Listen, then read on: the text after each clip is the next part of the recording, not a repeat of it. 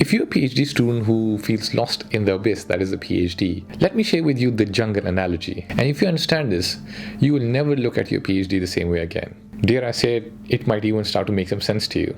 Hi, my name is Faisal, and what 10 years of supervising PhD students here in the UK has taught me is that regardless of your research topic, regardless of your university or the country you're doing your PhD in, this analogy applies to you.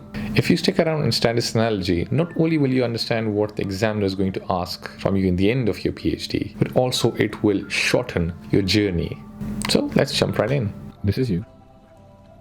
You are the hero of the story. And we have the research area, aka the jungle. When you decide to do a PhD, you essentially decide to go through this jungle. On this end is the PhD waiting for you. In the research area or the jungle, there is an area which is a forest. You can excuse me for my scribbling here. There's an area that are mountainous. There's another area that has got rivers, and maybe let's say an area with a cave. Now, you essentially take your first steps in the research area, not knowing what path you're going to take. You just find out that you are in a specific research area, and this is where you start to look for signs and directions. Which way should I go? And that looking for signs is called literature review.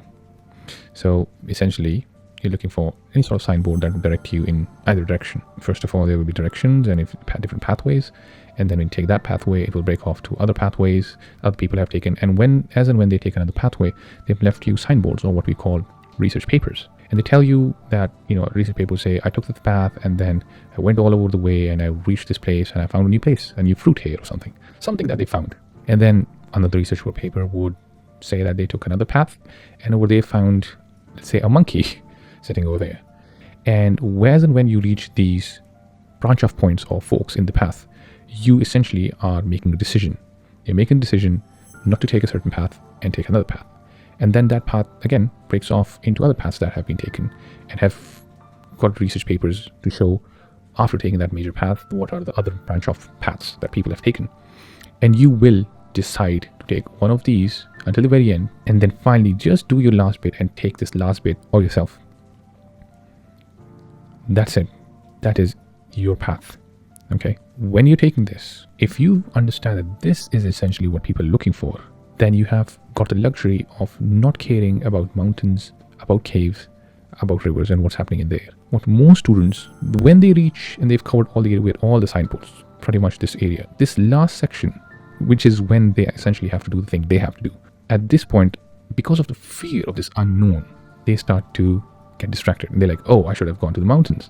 Or, oh, I read this paper and it says the cave is the most amazing place. So there are all these papers and it says rivers are all this amazing place. Your job is not to discuss or to find out which of these four are the best places to live or are the best places in the jungle. Your main job is to do this part, this unknown part. And it doesn't matter if you had taken this path or that path or this path, you essentially was going to be an area that was unexplored. And it is this fear of the unknown that students procrastinate, or they're fearful, or they think about changing topic or methodologies and all these things. No. You stick to whatever you've gone through the most and you finish off that part. If from the get-go you know that this is what you essentially need to do, you will never be distracted and you'll not procrastinate. I'll get into this in following videos, your mindset and how to get your literature review done as quickly as possible. But for now, you're just trying to look at this, from a very sort of bird's eye view. So we're basically here. We have the bird here, and we are looking at everything from a bird's eye view. Now, once, let's say, you've reached and you've found this thing that you've done on your own, that essentially is a jigsaw puzzle that you have fit in that was never there before. And then what you have to do is come back in, regardless of if you had taken the river's path or you've been to the cave area, you've been through the mountains, you come back, and then there's this sort of kind of path where there are no interesting things happening, and you're just walking back towards the finish line. And whilst you're walking back, you are writing. You're writing your entire story, what path you took, what branches you took off, which branches didn't work, you got lost in, you came back and you start to take another path. You just write your entire journey, your hero's journey. That is what you are, you're hero of this entire story. And once you reach in the end, you have written your entire story, you say, hey, here's my story. Now, there are chiefs who guard this gate, special gate. And these chiefs are kind of experts in their field. And essentially you say, hey, you are the closest expert. You are the person who's taken the forest area. You've explored the forest area before. Here is my story. And that examiner cannot actually go and find out if that path really exists or if that gap really existed and you filled it in. There's no way. Nobody during your Viva or your defense is able to go back in time and see what if you really did the work. What they have essentially are two things: you and the story. Now, what the examiner is going to judge you on are two things again. Because they're experts of this area, they know most of the paths taken. And based on what you tell them, the story you tell them about these paths, because he's walked it or she's walked it, you say, yep, that makes sense, that makes sense. Yeah, there's this turn here, there's this thing here, there's this stone or there's this monument here, whatever. And based on all the things, if they are true, he will say, yep, whatever he said makes sense. That he learns from your thesis. The second thing is you. What he needs to find out is, okay, well, that area does seem to be realistic.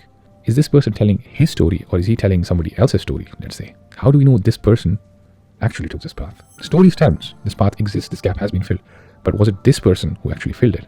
And this is where the examiners will question you. Your methods of walking, your methods of climbing, your methods of going through the woods and forests. If it was the river, they would ask you about the swimming, the current speeds, whatever. He will test you.